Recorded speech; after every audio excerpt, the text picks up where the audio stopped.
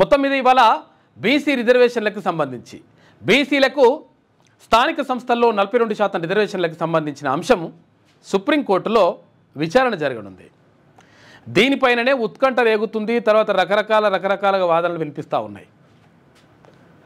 కొంతమంది ఆల్రెడీ సుప్రీంకోర్టుకు పోయినరు. అంటే అసలు యాక్చువల్గా వీళ్ళు ఏది 29 తారీఖు పోతే 1 తారీఖు నాడు అది లిస్ట్ అయితే తర్వాత ఇట్లా మొత్తం మీద ఇవాళ విచారణ ఉన్నది. దీనికి సంబంధించిన అంశం నిన్నటి దాకా అంటే మొన్న సాయంత్రం దాకా బయటకు రాలే. ఏది ఏమైనప్పటికీ బీసీలకు సంబంధించి స్థానిక సంస్థల్లో 42% రిజర్వేషన్ ఇస్తారా? దీనికి సంబంధించినటువంటి జీవో ఇచ్చింది కదా ప్రభుత్వం. మరి జీవో నిజంగా పాస్ అవుతుందా? జీవో నెంబర్ 9 అంటే క్వశ్చన్ మార్కు. ఇప్పుడు గ్రామాల్లో ఎవరైతే సర్పంచులకు ఎంపీటీసీలకు ఈ రిజర్వేషన్ వర్తిస్తుంది అని చెప్పేసి ఇప్పుడు ఇచ్చినటువంటి రిజర్వేషన్ ఏదైతే ఉందో ఆ రిజర్వేషన్ ఉంటుందా పోతుందా అనే దానిపైన ఇప్పుడు ప్రధానంగా చర్చ జరుగుతూ ఉంది. కాబట్టి అసలు యాక్చువల్గా మ్యాక్సిమం ఇప్పుడు అందరికీ అంటే అన్ని గ్రామాలకు ఇప్పుడు ఏదైతే గ్రామాలకు కానీ ఇక్కడ ఎంపీటీసీలకు కానీ జెడ్పీటీసీలకు కానీ ఇచ్చినటువంటి రిజర్వేషన్లు గ్యారంటీ లేని పరిస్థితి. ఎందుకంటే సుప్రీంకోర్టులో ఒకవేళ 42% రిజర్వేషన్కి సంబంధించి సుప్రీంకోర్టు ఓకే చెప్తే ఇక్కడ హైకోర్టు కొంతవరకు అవకాశం ఉండే, కానీ సుప్రీంకోర్టులో అంత ఈజీగా ఉండదు లెక్క. ఎందుకంటే ఒకవేళ ఇది సుప్రీంకోర్టులో కనుక ఈ కేసు రిజర్వేషన్ ఇస్తూ తీర్పు చెప్తే ఇది దేశవ్యాప్తంగా అందరికీ వర్తిస్తుంది. కాబట్టి సుప్రీంకోర్టులో చెప్పేటువంటి అవకాశం లేదు. పెద్ద లాయర్లనే పెట్టినరు. ఎవరు? అభిషేక్ సింఘ్వి తర్వాత ఇంకొక దవేల్ని, ఇద్దరు లాయర్లు పెద్ద లాయర్లనే పెట్టింది రాష్ట్ర ప్రభుత్వం. లాయర్లు పెట్టినా కానీ ఆ కేసులో దమ్ము ఉండాలి కదా. అది ఇప్పుడు ఏం చేయాలి అసలు యాక్చువల్గా ఎవరన్నా కోర్టుకు పోకుండా ప్రయత్నం చేయాలంటే ఇప్పుడు అది ఎవరి స్వేచ్ఛ వాళ్ళకు ఉంటుంది. మనం కోర్టుకు పోవద్దని చెప్పడానికి కూడా వెళ్ళలేదు. కానీ కోర్టుకు వెళ్ళినరు, అయిపోయింది లెక్క. ఇవాళ సుప్రీంకోర్టులో మొత్తం మీద 42% రిజర్వేషన్కి సంబంధించి బీసీలకు ఉంటుందా పోతుందా? ఇదే కాదు, ఇంకా యూనివర్సిటీలలో కూడా ఎట్లిస్తారు, తర్వాత ఇక్కడ విద్యా ఉద్యోగాల్లో ఎట్లిస్తారని చెప్పేసి కూడా దాని మీద కూడా కథ నడుస్తూ ఉంది. కాబట్టి బీసీలకు రిజర్వేషన్ ఇచ్చే కాడ కళ్ళు మండుతూ ఉన్నాయి కొంతమందికి. ఇదంటే అట్టెట్లా మాట్లాడతారు, ఇట్టెట్లా మాట్లాడతారు, ఏమైందిరాపై నీకు ఏమైంది? ఇప్పుడు నిజంగా ఒకవేళ రిజర్వేషన్ ఇస్తే తప్పేమున్నది? 62% ఉన్నటువంటి ప్రజలకు 42% రిజర్వేషన్ ఇస్తా అంటే కళ్ళకు మంట ఎందుకు అని చెప్పేసి అడుగుతూ ఉన్నది బీసీ సమాజం. కానీ దీనికి సంబంధించి మాట్లాడరు. తర్వాత ఇప్పుడు ఏంది, నిన్న ఉప ముఖ్యమంత్రి భట్టి విక్రమార్క, తర్వాత మంత్రులు ఎవరు పొన్నం ప్రభాకర్ గౌడ్, ఇటు వాకిటి శ్రీహరి కొంతమందితో కలిసి ఓ బృందాన్ని పంపించరు ఢిల్లీకి. ఎందుకంటే మేమంతా కూడా మేము బాగా అడ్డుకోవడానికి ప్రయత్నం చేస్తున్నాం. నిజంగా అడ్డుకోవడానికి ప్రయత్నం చేస్తే మంత్రులను పంపించాల్సిన అవసరం లేదు. గట్టిగా లాయర్లు చూసుకుంటారు. అది మంత్రులు పోయి అక్కడ సుప్రీంకోర్టులో వాదనలు వినిపించేది ఏమి ఉండదు. కానీ కాకపోతుందంటే రాష్ట్ర ప్రభుత్వం ఏం చేస్తూ ఉందంటే మేము అన్ని ప్రయత్నాలు చేస్తున్నాము, మేము మంత్రులు కూడా పంపించినాం. మంత్రులను పంపిస్తే ఏం చేస్తారు? మంత్రులు ఏమన్నా పోయి ఆడ వాదనలు వినిపించేది ఉంటుందా? సుప్రీంకోర్టులో ఏమైనా చెప్పేది ఉంటుందా? అక్కడ వాదించాల్సింది చెప్పాల్సింది లాయర్లు, అడ్వకేట్లు చెప్దాం అనుకున్నా కానీ మరి ఒకవేళ నిజంగా అవి సహకరిస్తాయా? నమ్మకం లేదు, గ్యారంటీ లేనటువంటి పరిస్థితి. మొత్తం మీద బీసీలకు ఇచ్చినట్టే ఇచ్చి మళ్ళీ గుంజుకునేటువంటి నోటికాడ బుక్కను గుంజుకునేటువంటి ప్రయత్నం జరుగుతూ ఉంది. కాబట్టి ఇది నమ్మలేం దొర అనేటువంటి పరిస్థితి కనిపిస్తూ ఉంది.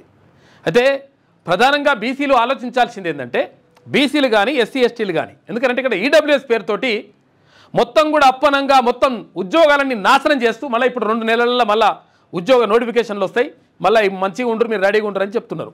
నోటిఫికేషన్లు వస్తే సంతోషం, నిరుద్యోగులకు మంచి జరగాలి, మనం అదే కోరుకుంటున్నాం. నోటిఫికేషన్ రావాలి, తర్వాత ఉద్యోగాల భర్తీ జరగాలని చెప్పేసి కూడా కోరుకుంటాం. కానీ ఎవరికి పోతున్నాయి?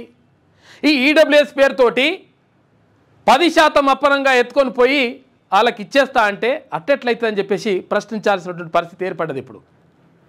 ఎందుకనంటే ఈ 42% రిజర్వేషన్ ఇస్తా అంటే మొత్తం కూడా కండ్ల మంట అయిపోయి మొత్తం లోపల అజీర్తయి తట్టుకోలేకపోతున్నారు కొంతమంది.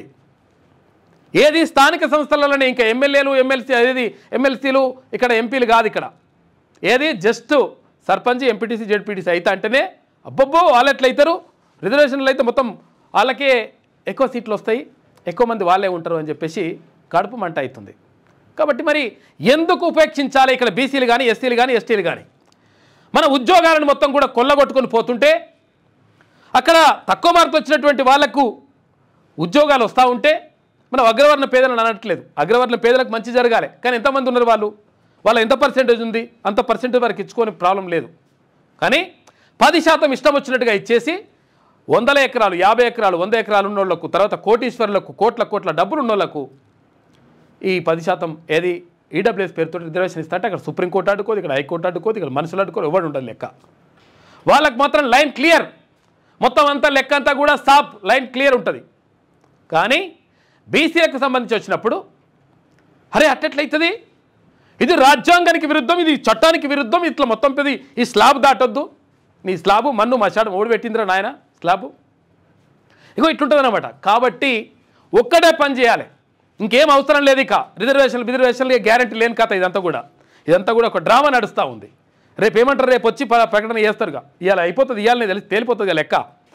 ఎల్లుండి మళ్ళీ ఇంకా హైకోర్టులో కూడా ఉన్నది, ఇవాళ లెక్క తేలిపోతుంది సుప్రీంకోర్టులో. తేలిపోయినాక మేము చాలా ప్రయత్నం చేసినా కానీ ఏం చేయలేకపోయినాం.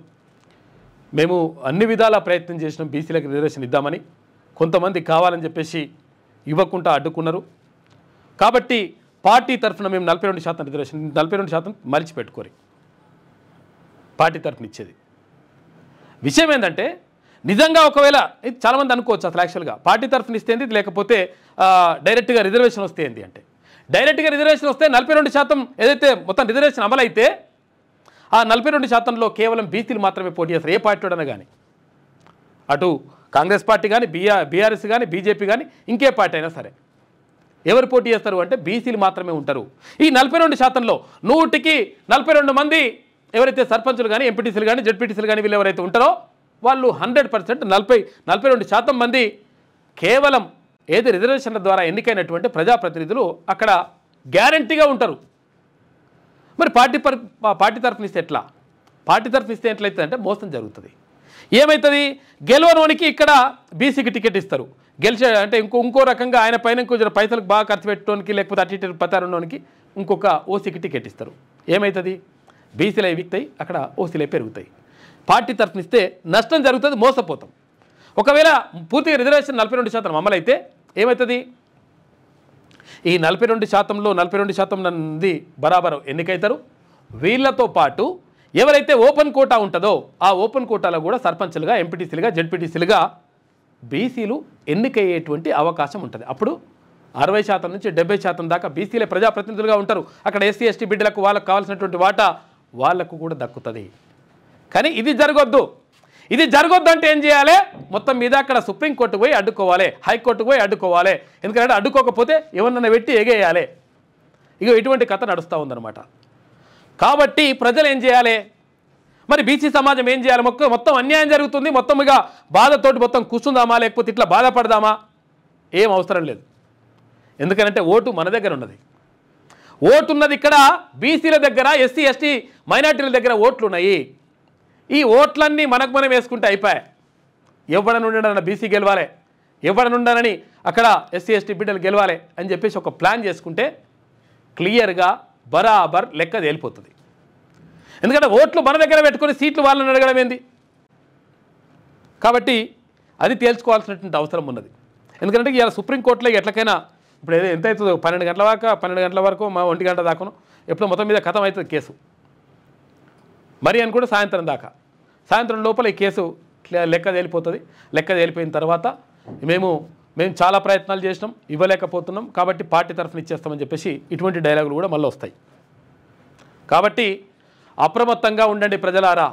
ఎందుకంటే రిజర్వేషన్ ఉన్నా లేకపోయినా ఓపెన్ కోటా ఉంటుంది కదా, ఓపెన్ కోటా మొత్తం బీసీలదే, క్లియర్ అదే రాసేసుకొని. ఓపెన్ కోటా మొత్తం ఎవరిది కావాలి? బీసీలది కావాలి. ఇంకా కొన్ని చోట్ల ఎస్సీ ఎస్టీ మైనార్టీ బిడ్డలది కావాలి. లెక్క తేలిపోతుంది. కలిసి ఓట్లు వేసుకుంటే బరాబర్ గుద్దితే ఎక్కడ ఏం పడాలనో అది పడుతుంది లెక్క. దమ్మున్నోడే దుమ్ములేలు పెడతాడు. కాబట్టి దమ్మున్నటువంటి మనుషులం కాబట్టి, దమ్మున్నటువంటి లెక్క కాబట్టి, ఎందుకంటే మంది బలం మస్తుకున్నది కాబట్టి, ఇట్లా ఓట్ల ద్వారానే ఎన్నుకునేది కాబట్టి ఓట్లు వేసుకుంటే లెక్క తేలిపోతుంది. ఇంకట్లా కాకుండా అయ్యో ఎట్లా ఏం అవసరం లేదు దానికి. ఎందుకంటే వాళ్ళు ఇవ్వమంటే ఇయ్యరు, గుంజుకోవాలి. అడుక్కుంటే మన ఆకలి తీరదు, గుంజుకుండామురు అని చెప్పేసి గద్దర్ అంటాడు. గద్దరన్న ఇక్కడనే పాట పాడాడు పాపం ఆయన అకాల మరణంతో, కాకపోతే ప్రజల గుండెలలో ఉండిపోయిండు. అడుక్కుంటే మన ఆకలి తీరదు, ఏం చేయాలి, గుంజుకోవాలిరా, తీసుకోవాలి, గుంజుకోవాలి అంతే బిడా, లేకపోతే ఇది నడుస్తట్లేదు లెక్క అని చెప్పిండు. కాబట్టి బీసీ ప్రజలు కానీ ఎస్సీ ఎస్టీ మైనార్టీలందరూ కూడా చేయాల్సింది ఏంటి అంటే, ఓటు అనే ఆయుధం మన చేతులు ఉన్నది కాబట్టి ఎవడో ఇక రిజర్వేషన్ ఇవ్వాలి ఏం ఇవ్వాలో కాదు, బరాబర్ మనోడవడో మందోడవడో చూసుకోవాలి, గుద్దుకోవాలి అంతే లెక్క. ఆటోమేటిక్గా లెక్క సెట్ అయిపోతుంది. కాబట్టి దాని మీద ఉంటే మంచిగా ఉంటుంది. ఇక చాలా విషయాలను మనం మాట్లాడుకుందాం. బాధ అనిపిస్తుంది, ఎందుకంటే జస్ట్ సర్పంచ్ ఎంపీటీసీ జడ్పీటీసీలు అయిదామంటేనే, కొంతమంది అయిదామంటేనే వాళ్ళ కడుపు మంట, కాళ్ళ మంట, తర్వాత లోపల అజీతి చేస్తుంది అంటే చూసుకోరు, ఒకసారి అర్థం చేసుకోరి. అంటే దాన్ని కూడా జీర్ణించుకోలేకపోతా ఉన్నారు. మరి ఎందుకు వేయాలి ఓట్లు వాళ్ళకు, ఎందుకు వాళ్ళని గద్దె పైన కూర్చోబెట్టాలి, ఎందుకు ఎమ్మెల్యేలను చేయాలి, ఎందుకు ఎంపీలను చేయాలి, ఎందుకు ఎమ్మెల్సీలను చేయాలి, ఇవన్నీ ఎందుకు వేయాలి? మనం ఒక్కసారి ఆలోచించుకుంటే లెక్క తేలిపోతుంది. ఎందుకంటే వడ్డించేటోడు మనోడు ఉంటే లెక్క బరాబర్ ఉంటుంది. మీ వ్యాపారం అభివృద్ధి కావాలని కోరుకుంటున్నారా? అయితే వెంటనే క్యూనస్ని సంప్రదించండి.